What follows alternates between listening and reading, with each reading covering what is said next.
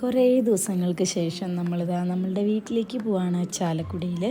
ഏകദേശം ഒരു മാസമൊക്കെ കഴിഞ്ഞു. അപ്പോൾ നമ്മൾ നേരെ എത്തിയത് ശരവണ ഭവനിലേക്കാണ്. ഇവിടെ എനിക്കൊരു സ്പെഷ്യൽ ഐറ്റം ഉണ്ട്. അത് കഴിക്കാൻ വേണ്ടിയിട്ടാണ് കുറേ നാൾക്ക് ശേഷം.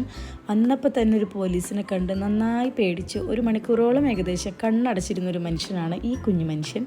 അതൊക്കെ കഴിഞ്ഞതാ ഒരാൾ ഓർഡർ ചെയ്തത് നല്ല നെയ് റോസ്റ്റ്, പിന്നെ ഞങ്ങൾ 3 പേരും കഴിച്ചത് നല്ല ചനാ മസാലയും അതുപോലെ ബട്ടൂരയും പിന്നെ ഒരു ചെറിയ പരിപ്പ് കറി അതുപോലെ കുറച്ച് സാലഡൊക്കെ ആയിരുന്നു.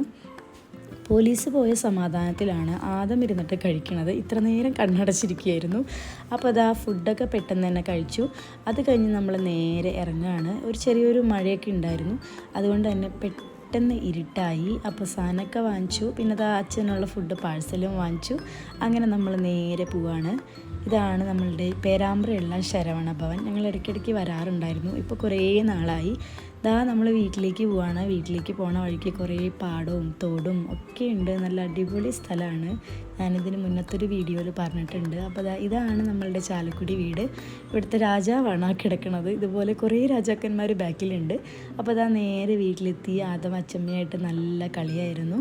പിന്നെ നല്ല ഇരുട്ടായി തുടങ്ങുന്നതുകൊണ്ട് തന്നെ നമുക്ക് പറമ്പിലേക്കൊന്നും പോകാൻ പറ്റിയിട്ടില്ല.